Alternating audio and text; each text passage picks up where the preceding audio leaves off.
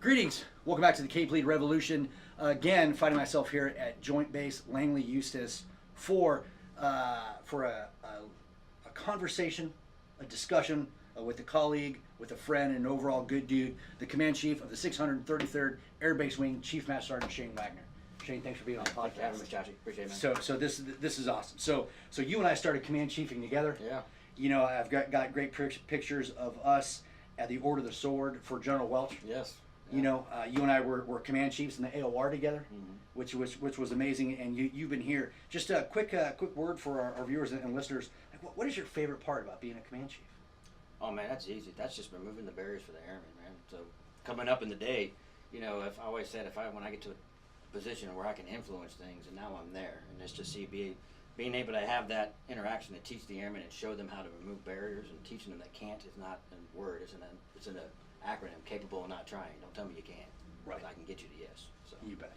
See, and that's huge, and so much. You know, like the thing that I learned as a command chief is congruent strategic messaging. Yes. And you know, I talked about this in my interview with Chief Lindsay, the AFPC command chief. It's just, you know, that my number one job, make my commander successful, and then congruent strategic messaging. Not trying to make a liar out of General Goldfein, Chief Wright, to do that. So what are some of the things? Because one thing I talk about in the podcast is like pet peeves versus scar tissue. You know, do you have any distinct pet peeves and or scar tissue that you've developed throughout your career that you're trying to help airmen fall into those same pitfalls now? Yeah, so my biggest one is we've always done it that way. I really cannot stand that. And you asked the question, even if something simple as getting an ID card, you know, why do I have to wait 6 hours to get an ID card? Well, we've had contractors run it. Well, we've always done it that way since 2008. That bothers me.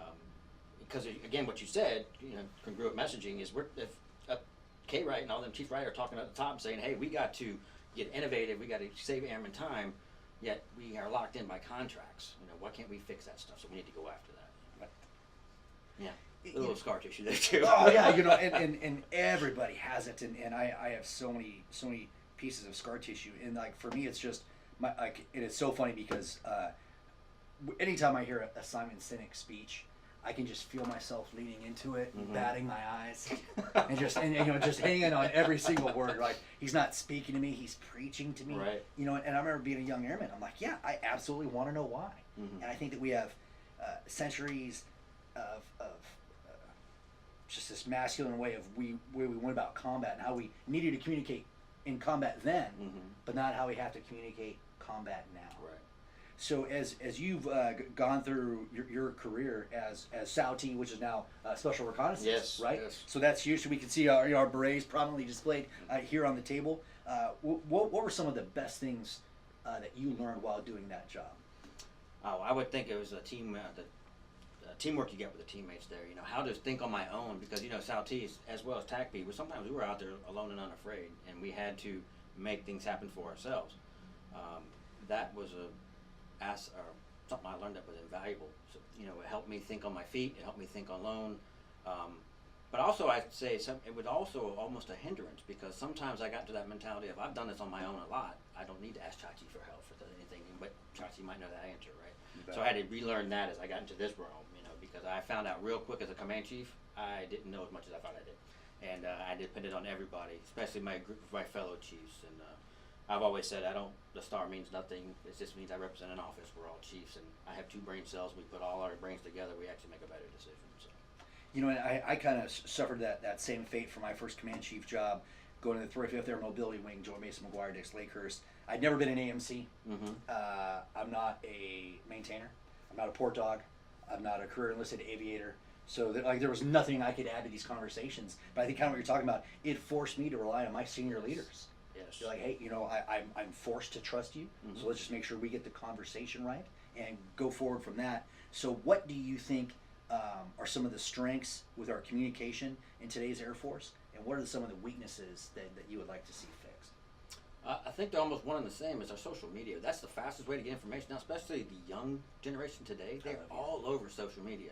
However, it's also the bane of my existence as a command chief, as you could probably attest to. When something bad happens and I need to get ahead of it, you can't get ahead of Facebook. So if I'm trying to notify a family or control the narrative of a situation that might not be actually very positive in the light of the public. I'm trying to control the narrative of it. That's the bane of my existence, Facebook. Not to mention also you have Facebook out there where there's different organizations that start their own, and then people will get information on Facebook that gets to me because they think I need to fix it right away, and I have to tell them Facebook doesn't drive taskers. It's a source of information. So I consider them almost the same thing on both sides of that. Yeah, and it's a blessing and a curse. Yes, sir. All at the same time. So I think our ability to understand it, to work with inside the confines, and to steal a line from Spider-Man, with great power comes great responsibility. That's right. Is just because you can share some information and just because you can express your opinion does not mean you have to. Or should you. Or should you, to do that. And, but it ends up being funny. And there are a lot of great Air Force websites or Facebook pages, not official, mind you, that there's a strong argument can be made that they're very hypercritical of the Air Force. But a lot of times, I think they start good conversations. They do, but one thing that bothers me is sometimes it'll get ahead of our senior leaders. So there's sometimes that are decisions that are made at the top levels of Air Force that we haven't heard about yet, but it gets to those pages that you just mentioned, and it's pushed out to our airmen. Now I'm being asked questions about policy that's been decided on that I haven't got the official notification through our channels yet. Yes, I knew it was out there, but okay, Chief Wright said we're going to go to this new testing system where E6s and above don't have the test, but that hits social media before I actually get the APAS message that says this is what we're doing. Right. So I understand that people want the information, they want it now, but sometimes it's hindrance to us because when our airmen ask me a question, I want to be educated on it, just like you do. I want to know the ins and outs because they're going to have questions, and when I have to say I get back to it, but I get out of it. So how would you rather see? Because I'm an absolute firm believer that I think we're too militant, again, for all the ways it used to make sense for thousands of years, that do not make sense today, is that we don't, as Joe Montgomery, who was the Absent Command Chief when you and I were deployed together, his one comment of, airmen are not empowered to operate with common sense. So to Joe Montgomery, if you're watching, brother, I love you, you're a good dude. Yeah. Thank you for that, and I believe that's absolutely true. So how would you like to see airmen better communicate to you, either with inside the chain of command or outside the chain of command? Like, what would be the best thing for you? For me, it's face to face. I want to see them. I want to talk to them. I get the email thing. I hate that black box over there because all the taskers on stuff on my computer. I'm more of a in your face kind of talk to you because there's so much lost in today's society via text, via Twitter, whatever that thing is, Facebook. That's not there. So if I talk to you and we're talking about work and I can tell something's amiss just in the conversation, that might lead me to a different conversation with you, and then I come to find out there's something going on in your world that you're lost in and I need to help you with. Over email, I'll never know that. Right? And I don't know if you're deleting my email. And I don't say that because people would be disrespectful. If you know maintenance, you go over there, they got kiosks, and an airman might get 5 minutes at a computer, and certain emails are not important, so he might not get information. So face-to-face you can't replace it. I tell people when I came in and you came in, I didn't have an email. Yep. I didn't have a cell phone. I didn't get email until I was a staff sergeant. And they're like, how did you communicate? And I'm like, there's this thing over there called a phone, and I actually walked out of my office. Right. So, that's the thing I would change, but I just want face-to-face communication. But I don't know. I've actually had a couple times now, different, Seymour Johnson when I was command chief there, downrange, and now here, when airmen would come and talk to me, I'm getting here that people get upset because they think they're going around the chain of command, and I don't understand it. I don't want that to be the perception because access to chief, command chief, whoever should be unfettered access. Yes. Because we're there to talk, and I tell my supervisor that just because you tell me something, I'm not going to blast your supervisor with a shotgun. I'm going to listen to you, and I'm going to give you advice on how to talk to your supervisor. So there's a little bit of change in that culture that I'm seeing. It kind of concerns me for the future of the Air Force. But I think as long as we keep getting after the leadership aspect and teaching these NCOs how to be leaders, we took a hit with sequestration. We took a huge hit. That we're just now starting to recover from. Right. Like today, just starting to recover. Starting to, yeah. Because back then we had to have senior NCOs do the jobs of NCOs, and NCOs do the job of airmen. And somewhere along the way in the middle management, their middle enlisted ranks, we lost the ability to teach them how to be leaders. So now we're having to pay that price in the backside. And back to your communication piece, because I said that, and even when I was in Kuwait, I said, hey, if you shoot me an email, you get an hour on my calendar. Period. And I had to talk with all my senior NCOs. I was like, if one of your airmen gets an hour on my calendar and I bring you information, I'm not judging you. I'm giving you information. Right. This isn't necessarily a critique. this isn't necessarily feedback. I'm just giving you one contact point, that this person. So don't get butthurt about that. Right. But if we're going to bring truth to power, and we want to have airmen to have these voices, like they need to come in here and get on Chief Wagner's calendar and sit down and just have a conversation. Because heaven forbid we understand that we are in fact dealing with human beings. Oh, right. No, don't go make common sense without authorization, Josh. Be careful. You know, and it's funny because one of the things that I say is, you know, like when I wore the star, the one power I wanted that star to have was the ability to go back in time. Right. To my first supervisors at Fort Bragg and be like, hey, I get that I'm an airman. I don't know shit right now, but one day I'm going to. Please look past that. Right. Look and see the person that I may eventually become, perhaps only with your help, but look and realize, because I'll tell them, like, hey, I'm going to go ahead and find success without you. I'm going to prove that. But what would I look like if you could look at me right here, right now, and be like, God, that guy could be a chief one day. Yeah. That guy could be a command chief one day. You know, and I think that institutionally, and for a lot of great reasons, for how we had to wage war throughout the centuries and millennia, that we had that strict adherence to chain of command, but we're not building robots on the battlefield. Right. And we talk about good order and discipline and having a well-disciplined force, but is it really discipline or is it obedience? It's obedience, you know. And I wouldn't say it's all obedience, but there's aspects of it. You bet. It is. Yeah, so. You bet. And again, now what I really like, and you have distinct experience in the special operations arena, is that their understanding, and they're well ahead of the power curve of grooming, growing, and developing the human for the human weapons system. Right. So when we talk about human weapons system, what does that mean to you? The entire person. So you're talking about mental. It's almost like the CAF, if you will, is the mental, spiritual, physical, and social aspect of it. Because without the most valuable asset to any military organization, the people, it doesn't happen. SOF was very good about that. They had doctors embedded in the squadrons and all that kind of stuff to help us with that. Because for the longest time they trained us to deploy. They just never trained us to come home. Right. And so they're trying to get after that. Number one, to be any type of military person, you have to be fit. And then we had to figure out, why are we taking the PT test the way we do? Why is it this way? Does it really make sense that I have to do, special forces? Do I have to really do 16 pull-ups, or is it like 8 going to work? So they started putting the science behind it to help develop and hone in on what the human body could do as far as the mission goes. And I think we need to get back to that, because if you look at all the profiles we have going on right now, people are broke. And some of them are questionable. People could argue this is really broke or they really broke. But we, 17, 18 years of war now, Joshy, we're wearing us out. And you and I are a testament to it. Our bodies are, we're not young chicken. Well, you aren't anyway, I am. But we have to figure out how do we make sure we get the most out of it. And then when we let them go at the end, either it's 4 years, 8 years, 30 years, they're still able to enjoy life and not, have to spend the rest of their time at a VA hospital.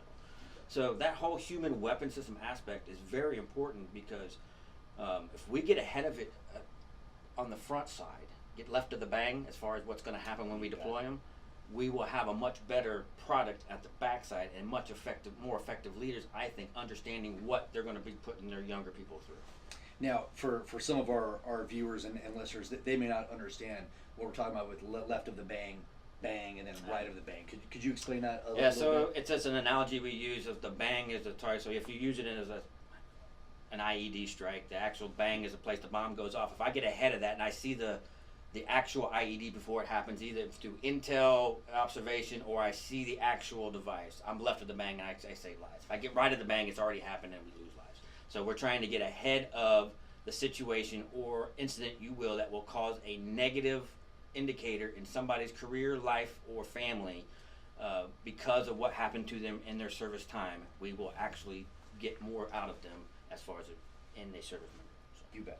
Now, you had, not trying to bring up old stuff, you had a very unfortunate incident when you were the command chief at Seymour Johnson. Yes. Concerning one of your other chiefs. And long story short, he was in a car accident that ended the life of, I believe, a 17-year-old male. Yes. What was your role in that? How did the base respond?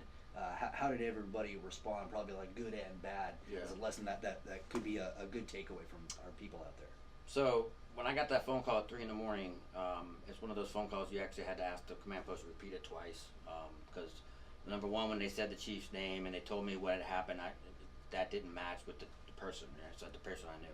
So when all that happened, immediately the stigma that goes along with that was starting to affect. And people are starting to bash the Air Force. It was going all over social media.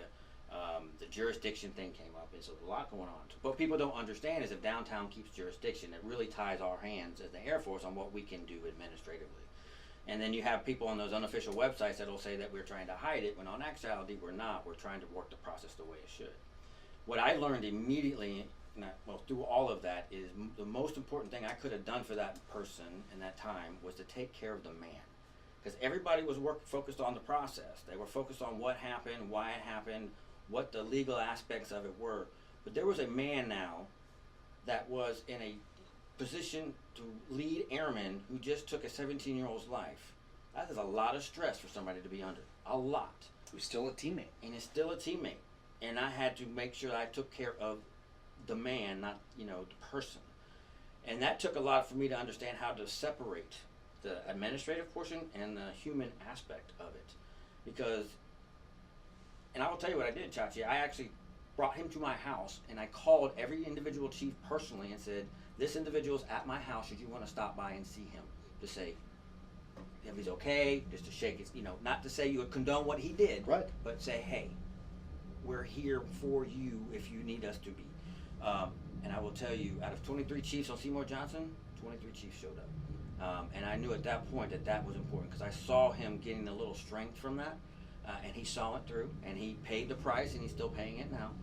But I think that aspect could have prevented, and may have prevented, and I'm going to say it prevented something that worse could have happened. So that was one thing I learned real quick. You have to take care of the person. The process will take care of itself. Right. But one day that too shall pass. And if I wouldn't have took care of somebody, and it might not have been this chief, it could be anybody that's going on right now. If we don't take care of that person, I don't want one of the 22 walking out the gate, And if you don't know what the 22 is, we lose 22 vets every day to suicide. That is my biggest fear. That's why I really focus on the human aspect of people. And I drill my first sergeants, and I also ask my first sergeants if they're doing okay, because they have to deal with a lot as well. So. Now, kind of along that, and based off of your time in special operations, way more time than I had it, but there's just a certain mindset about teams, Right. And so I said, I love the fact that SEAL teams, you're part of teams, Mm-hmm. right? So it's just like I love our squadrons, I love our units. I wish they were called teams, Right. To really reemphasize that point. Mm-hmm. It's like, hey, you're still my teammate. Right. You're not a coworker. Mm-hmm. You may be a comrade, you may be whatever, but teammate I think conjures up a lot of that. So is do you think this is one of those instances where you instantly went back to like, hey, regardless, still a teammate of mine? Exactly. I think because it is. You see it even today. When somebody gets in trouble, you will see the shun, and I call it shun, is all of a sudden you got a bad mojo going on, and it should be exactly the opposite. Be like, all right, come here. Because if your brother, sister, mother got in trouble, you wouldn't shun them, you would hug them, right? And say, hey, we'll get through this together, and we'll go through the process, but I'm here, and I'm not going anywhere, and we're going to walk this step by step, one step at a time, and whenever it comes out on the end, I will still be standing there with you, and we'll get through it. That is huge, and it did. I never even thought about it like that. I think it was that whole team mentality, you bet. Especially, and when we deployed downrange and we would come back or something bad would happen, we'd rally. I mean, people would rally quick, and that was the support network we need. And I think that is something that you're right. I wish we would do that here in the big enterprise of the Air Force and say this is teams, and get that culture back into the lowest facets of the Air Force. And I think some that's lost out there. So for all the viewers out there is you can still love the person Mm-hmm. and not condone the action. Right. You don't have to condone what they've done. And especially when it's not malicious. Right. When it's not purposeful. If it is in action, Mm-hmm. it's a slip in judgment. It's whatever. You don't have to judge them. Right. This is just, it was a bad action, but as teammates, we still need to take care of our teammates. And, Right. Again, and I use the same analogy. If this happened to my mother, father, brother, wife, son, whatever, I would still be there for them. Mm-hmm. I may not condone their actions. Right. People may not condone some of mine, but I would still want them to love me and take care of me and realize that, I'm a human being. Exactly. I preached it to our airmen. I said, are you proud of your family name? And they're like, yeah. I'm like, you realize you're wearing two family names on your blouse right now. You have your family name in the Air Force, and that makes you my family. Right. And when I will use it for that analogy, it's like, so don't hurt your family. I shouldn't see your name come across my desk in a red folder because you hurt a family member. Don't do it. But it's the same concept that we're talking about right here. We are a family. And it doesn't matter if it says U.S. Air Force, U.S. Army, U.S. Marines, U.S. Coast Guard. We are, you could say firefighter, police officer. Right. We're all family because we do the same job. We put our lives on the line for the sake of others. And it should be a family aspect. You know, a little over a month ago, I did one of these interviews with the 7th Air Force Command Chief, Chief Master Sergeant Phil Hudson, and the 51st Fighter Wing Command Chief, Chief Master Sergeant Adam Veazey. Yeah. And throughout that entire interview, and it was really great being there with another Browns fan. So Adam and I were wearing our Browns jerseys, so that was amazing. But, you know, the three of us, we talked a whole lot about love. You know, loving each other as teammates, as human beings, as the less than 1% of contemporary American society who has raised their hand and said, I am willing to sacrifice for what I believe, for the ideals of our country, and you know, what we stand for in a world enterprise.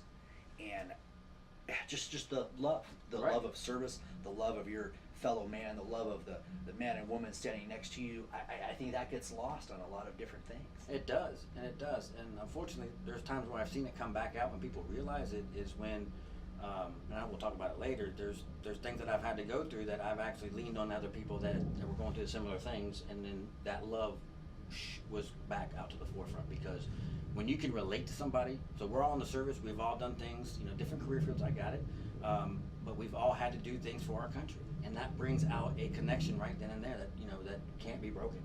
And that when you see that come out, it's powerful. And that's something that outside organizations don't have. I know Google's got their little sleep pods or whatever like that. You're great. But I guarantee you, if somebody in that sleep pod next to you, you've asked to put their life on the line for yours, they're not going to do it. You know, in this family, we will, you know, when it comes to it. So we talked a little bit before the camera started rolling about what I refer to as Dr. Janelle McCauley's advice of putting on the oxygen mask. Yeah. And I know that Chief Wright has talked about work-life balance of the 2-10-5-7, 2 hours a day for you, 10 hours straight at work for a normal duty day. And I know that, at least inside the United States Air Force, if you're a maintainer, if you're a cop, you can only dream of a 10-hour day. So I'm not trying to insult your sacrifice, because I know that's like a 12-hour day minimum for a lot of people, definitely in Air Mobility Command. You know, your shift is 12 hours, not counting the hour before and after. So, you know, whatever. So naturally imbalanced. Own that. But the 2 hours for you in the morning, 10 hours at work, 5 hours at home disconnected from work, and then 7 hours of sleep. So what do you do as a wing command chief for your 2 hours? Like, what do you do that restores your soul, that helps put your oxygen mask on? Man, for me, it's woodworking. So I actually get into furniture building now. I'm actually working on a dining room table. Don't get me wrong, it's not store quality, don't everybody, but it's mine. So I get lost in that because I'm actually disconnected. I don't bring the phones out there. I sit out there, I turn on some music, maybe I turn on the TV for background noise, and I just start making furniture. You know, and then I realize how much I forgot about woodworking sometimes, but the sanding, you know, it's therapeutic. I mean, you're sanding and you're watching something rough become smooth, and then you'll be able to take that and you turn it into a project. And at the end of the day, you took a pile of rough wood and you turn it into something that's usable, and if you're any good, you know, it looks good. If I get lucky, right? And there's something rewarding about that. And then I'm recharged, and then I can go back and pick up the phone and see, okay, you know, 1,800 emails and all that, but I'm ready for them. It's not like I was looking at those emails all along, because I never really disconnected. And I would never got lost in that sanding or the sawing or the measuring and all that stuff that goes along with it. So the 2 hours is that, and the gym. I spent most of my life trying to get big in the gym, and now that I'm over my age, and now I'm trying to get smaller in the gym. And but Circle of life. Circle of life, yes sir. But there's stress relief in that too, so I can actually, you know, just something getting lost in the lifting. So those are the things I do, man. The disconnect. So. That's awesome. That, you know, and more and more, I've seen a lot more of my friends to turn to woodworking, and it's just it is amazing. And I think the sanding analogy ends up being great as not just great for any individual person, but as just a true metaphor. Yeah. As taking something rough and making it smooth. Yeah, that's 2 hours is taking the rough day I just had and smoothing it out. Because now I just scrubbed away all the stress. Now we got something I can work with, and I go after it. So.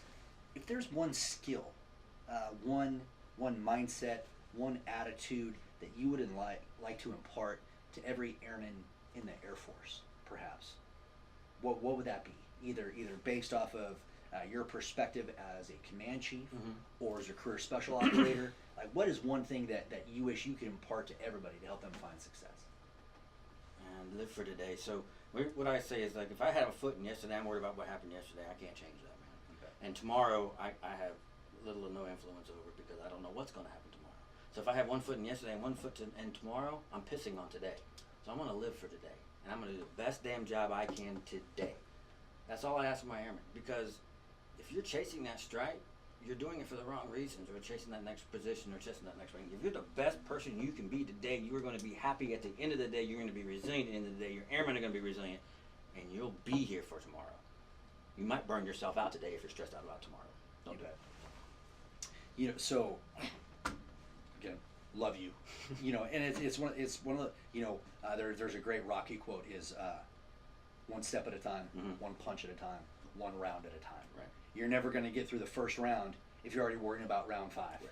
You need to be in the moment, be present, and whether that's be present for team, maybe that's you being present for your leadership team, maybe present for the wing, maybe present, you know, for your family, for your friends. Just, you know, I'm sure we all have the friends who, you know, go out to dinner and they're on their phone and they're texting their email. And like, man, just put the thing down. That's right. Yeah. And just like be here, like be in a moment. I went to Hooters last night.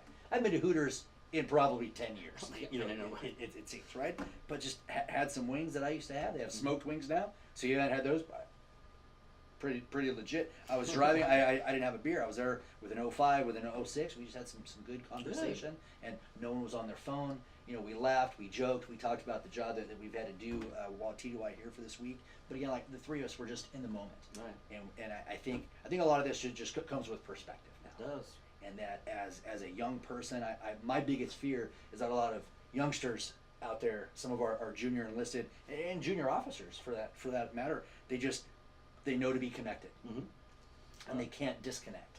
I would argue, and we just talked about this before we started this, there was a lot of the huge impact decisions we made as the command chiefs together off of conversations. There wasn't a meeting, there wasn't PowerPoint slides, there wasn't, we weren't even in uniform for some of them, and we just talked, and we worked things out.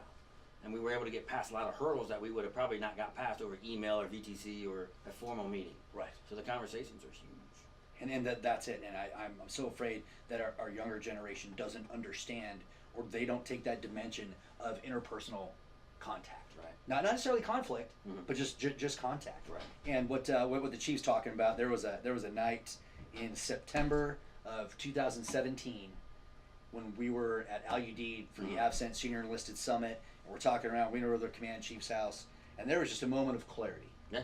With every command chief in the AOR, except for Lisa. She happened to be on leave for her mentor, Lisa Arnold. She's a command chief, like an AF-Space Numbered Air Force equivalent command chief out of Los Angeles Air Force Base in California. But we all sat around in that kitchen, and we talked to Chief Montgomery and the command chiefs. We were talking about a somewhat contentious topic that I don't want to rehash, right? But all the command chiefs throughout AFCENT AOR slapped the table, said, yeah, we agreed to either do this or not do this, and we're just going to let our people focus on warfighting. Yeah, and there was no egos. The egos were dropped at the door, and we were just fellow senior leaders working a problem out with the same goal in mind. Yes. And then we got there.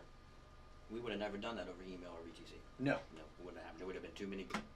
And it was one of those, hey, if you come to my base and see this, don't say shit. Because if I come to your base and see it, I'm not going to say shit. Yeah. We're here to wage war. Right. And let's focus on the practical application of air power for what we need to do for the CENTCOM mission, and we'll just focus there. Yeah, because the patch on your arm ain't going to decide what bomb drops. Roger that.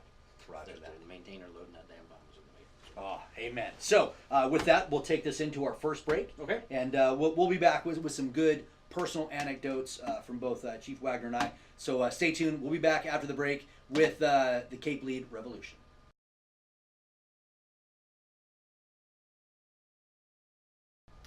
Welcome back from break. Here again with the Command Chief of the 6th 33rd Air Base Wing at Joint Base Langley Uses, Chief Master Sergeant Shane Wagner.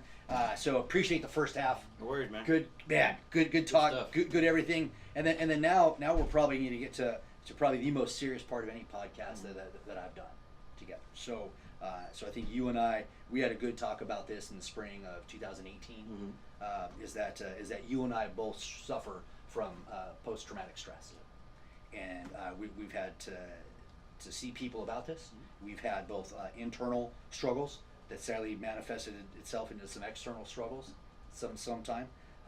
But if you wouldn't mind, we talked about it. If you wouldn't mind sharing your story a little bit with our viewers out there, just to let people know that if they're out there struggling, they're not alone, and that even as a command chief, you can still struggle with this and still get help and still be a teammate and still contribute and yet still be a human being. So.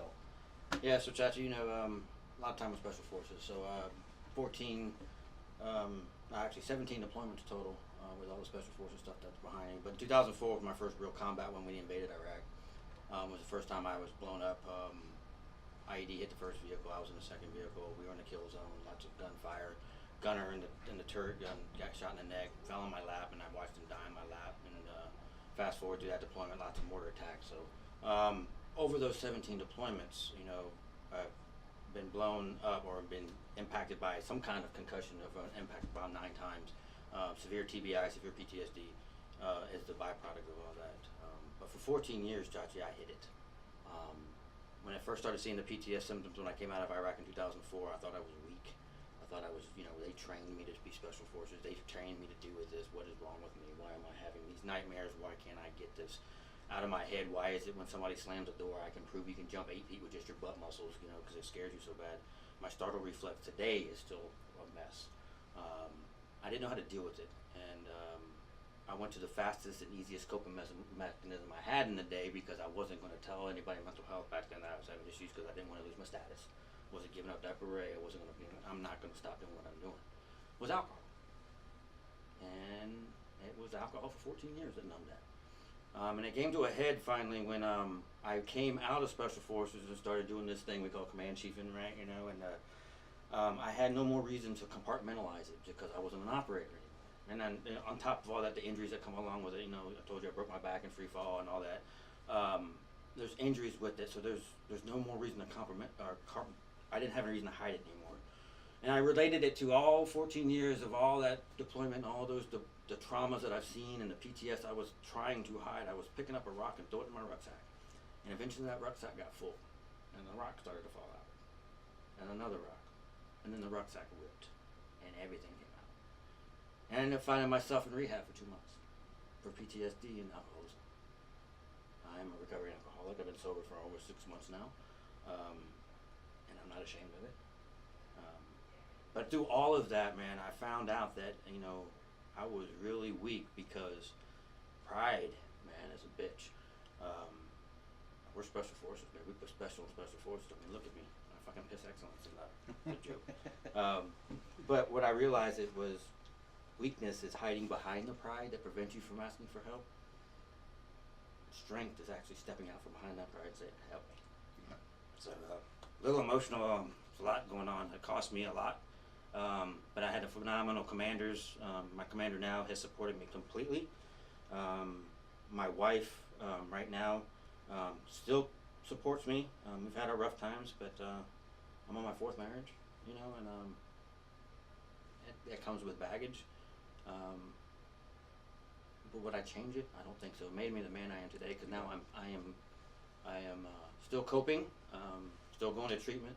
I'm actually getting ready to go to the thing in Newport News here. It's called TMS, some like a magnetic therapy, and they're going to shock my brain. So I should, if you watch, I'll probably post it on Facebook as they do it, and I'll probably look like somebody hooked up to a car battery. But they say it's supposed to give me back my mid-level emotions. So I have an issue where I'm either elated or severely depressed. There's no middle ground for me. I'm not sure if you have the same, but what I found out that is. People need to know that I still have my clearance. I still am a command chief. Colonel Tyler hired me knowing I had PTS. Knew there was stuff to go with it.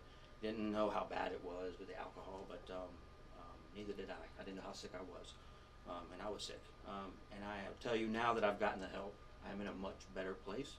I'm learning to cope with the PTS. As you and I, that's a journey. It's never ending. But I'm also learning now that it's a lot easier to do when there's not something that's an actual depressant. Right. That was skewing my ability to cope. So if there's anybody out there, and if you don't think it's true, call me, text me, get a hold of Chachi. He'll give you my number. We'll chat, and I will tell you, and I'm living proof that it's okay to ask for help. And if you don't, it doesn't lead to any good places, man. So. Shane, I appreciate you speaking up, and for somebody to bare their soul This just goes back to CAPE, caring, alignment, perspective, and expectations. So this is it. Number one, he cares. He cares about the airmen out there. He cares about anyone who's suffering, who may benefit from this. So with this, he knows what he cares about. So maybe you can better align yourself. Maybe you can go talk to friends, get the help that you need. Maybe put down the bottle, right? Maybe get away from some of the toxic actions that you didn't realize maybe were affecting you so badly. And then maybe you can talk to different people, get different perspectives, because you may think that your career may be over, but here you have a special operator command chief, who has been honest, who has gotten help, and you're still here. You're hacking the mish. Right. You are making it happen. And if a wing command chief can get help and have the leadership team around to support him and help him not just survive but thrive, then I promise you can happen to anybody out there. Is that right? I mean, you name it. And then lastly, expectations. The expectations that go along with this is we care about you as a human being. The Air Force does. And perhaps people have complaints, that the Air Force doesn't care about them. You may just have a shitty boss, right? I would like to say that we get it right with 100% of the leaders that we have out there, but you may in fact be working for an asshole. Right. It's going to happen. But that is not indicative of what the Air Force represents. It's not indicative of the culture the Air Force is absolutely 100% trying to instill, and it is not indicative of the mindset of the senior leaders at the highest levels of the United States Air Force. Right. And I promise you, the military, the Department of Defense, and U.S. government. Right. And so moving forward, as you talk to the men and women of the 633rd here, what is the biggest thing that you think you can help them out with? Whether it's struggles, whether it's communication, whether it's leadership, what do you want to help them out with?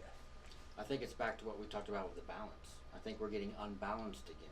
I think the family time is being sacrificed again, and I wouldn't say sacrifices, we're taking it from them, because we really try to give them back their family time. It's how are they spending their family time. I think we capital W for all of us, have lost contact on what is quality family time. How can I help them understand that it is okay for you to go to your daughter's recital. It is okay to go to the soccer game. It's not so important that you work for 5 to get a 5. Remember back in the day, you got to be here till 5 if you want a 5 on your EPR. I know we don't use numbers anymore, but the boss and I really make a hard effort to leave here at 5:30. And then because we know our execs aren't leaving for 30 minutes after us. Now I'm not going to say I don't go sit over here in this parking lot and wait for my exec to leave and come back to work. But I want him to see that I go home too. But that's one thing I want them to realize. They need to have that balance. So I tell them all the time in newcomers, you better hug your wife, because while we serve, they sacrifice, or your husband. Our family members sacrifice more than we know. You bet.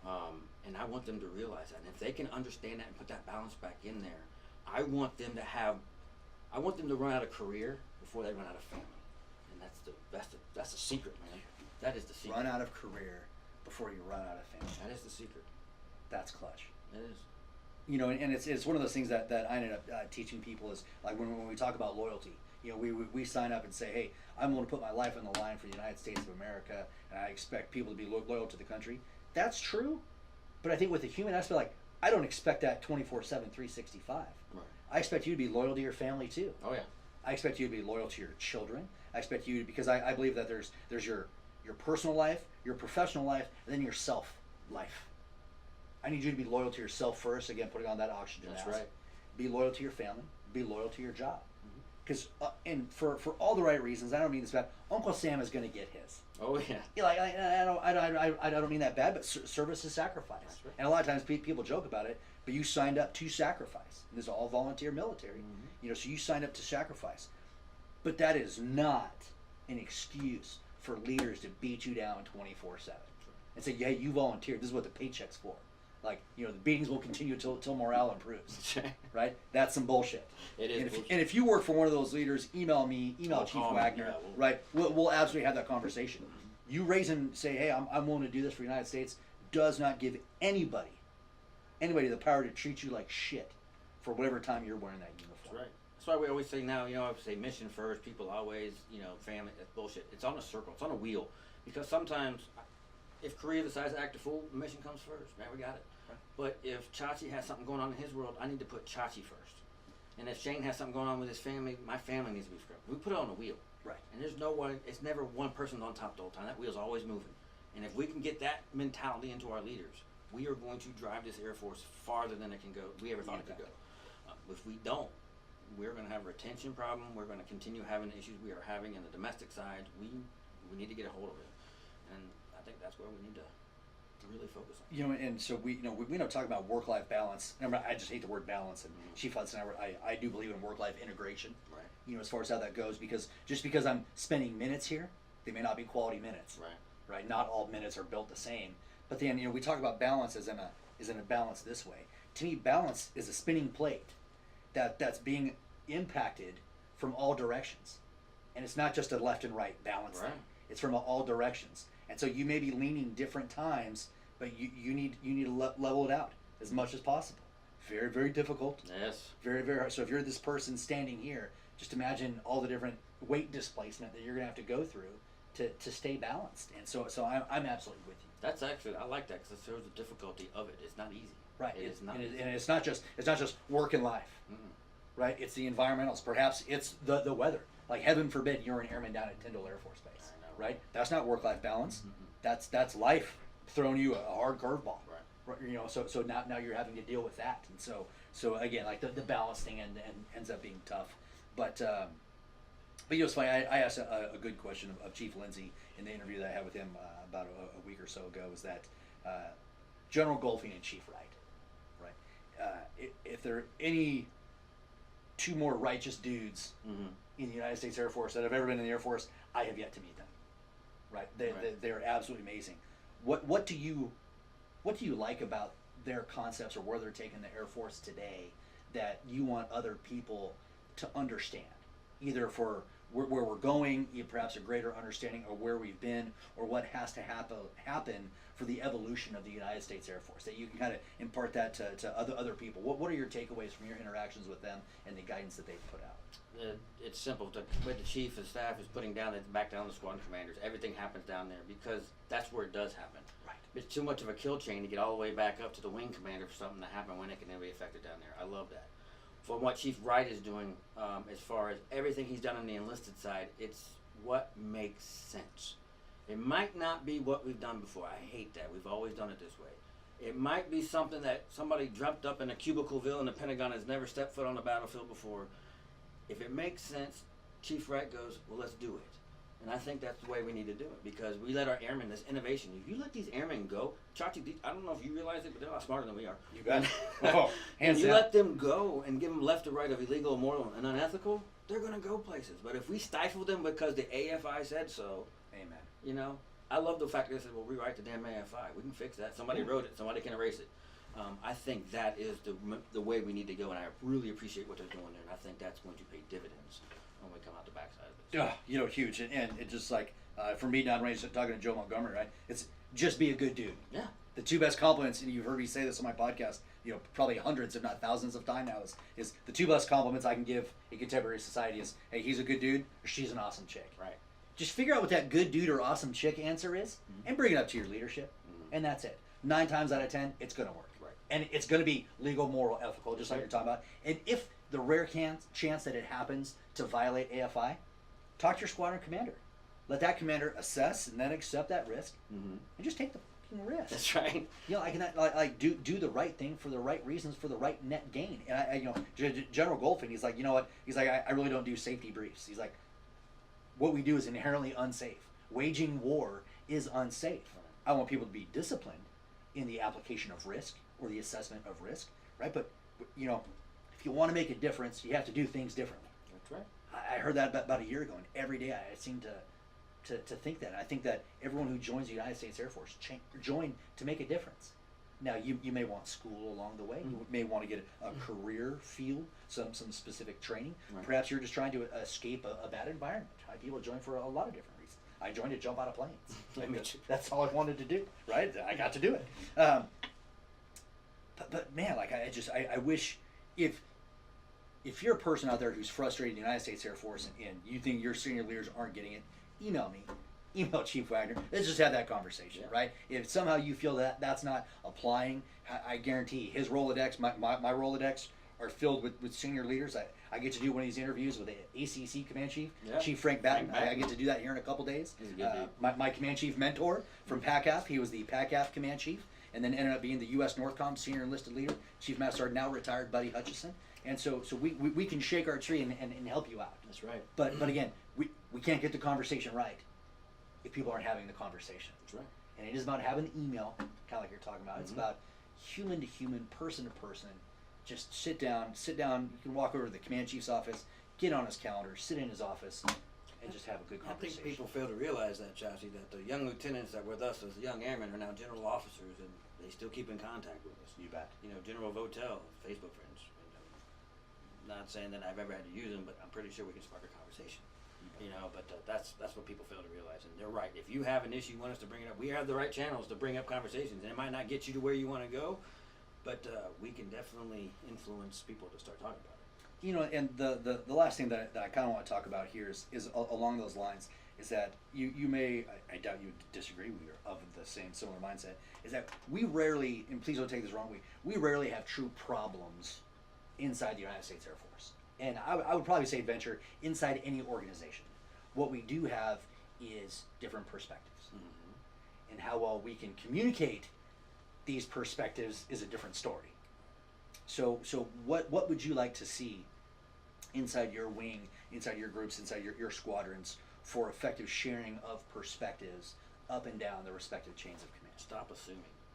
Freaking stop assuming. People assume they know everything. There's three sides to every story. Somewhere in the middle is the truth. So I mean, you hear it. I heard somebody this. All of a sudden, this is what's going on. But if you actually talk to the third person involved, that is actually not what they said. So stop assuming. Get the facts. Talk to each side of the story, and make an educated decision based on the rational side of your mind, the emotional side of your mind, and don't just go one side or the other. If you go all emotional, never good.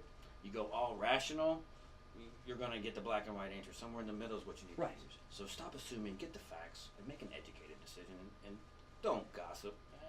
I just want to rip the but anyway, yeah. You know, so the whole stop assuming to me ends up being benefit of the doubt. Right. And I talk about this. And again, if you do something bad, if I eliminate the possibility that you took this action specifically to piss me off, every other option becomes available. Right. And more than likely viable. And probably irrational. So if I take like, oh God, I'm so pissed off that Chief Wagner did this, okay. Did he do this to frustrate me? Did he do this to negatively impact me or my unit or my team? No. Okay, so he did. So what happens past that? Can we have this conversation? What and then I ask myself, like, how much perspective do I have on this? Or maybe I just need to ask, or perhaps I can be like Shane, man, help me, brother. Like, I don't like this. Yeah. I get that you weren't doing it to piss me off, but help me understand. That's good, because General Stewart I just worked for in downrange, he always say, no, it's you. And then I said, what do you mean? He goes, well, Chachi's being a jackass. And he's like, no, it's you. And if you peel that back, it is actually you, because you're getting butthurt over something you're assuming, and you don't know exactly why he did it. Chachi might have said he wants to wear the TAC P patch, not because he wants to say he's a TAC P on his thing, or doesn't want me to wear my SAL-T patch because he doesn't want me to be a SAL-T. But there might be an actual physical safety or something in there that I didn't know about, and it's not just a cultural thing between the berets that we always had, you know. Right. So that's priceless, man. That's priceless. Yeah. So going back through this again, talk about carrying alignment, perspective, and expectations. So you expect your airmen to communicate with you Yes, I do.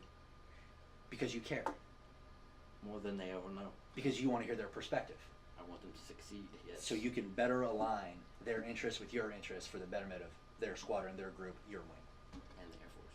and the Air Force. Right?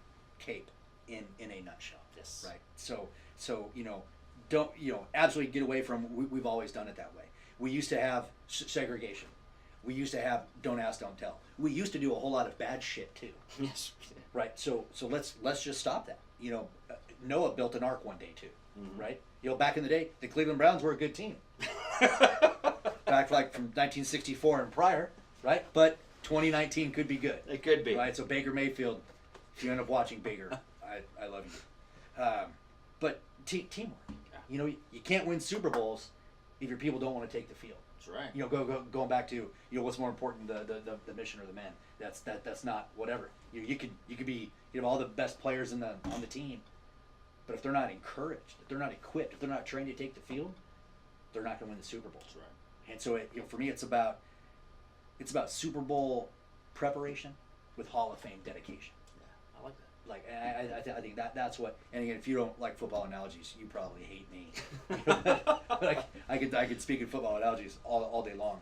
But you know, again, like, we don't have any problems. We just have differing perspectives. But having you know, the understanding the shun, like when bad things happen, they are still your teammate. They are. They're family. You don't have to accept the action. You don't have to condone the action. You just have to know that, hey, for the time being, for however long this is, good or bad, they're still your teammate. You know, and this happens, and I've seen it happen with sexual assault inside a unit. Mm-hmm. You know, to where the victim, the alleged perpetrator, right?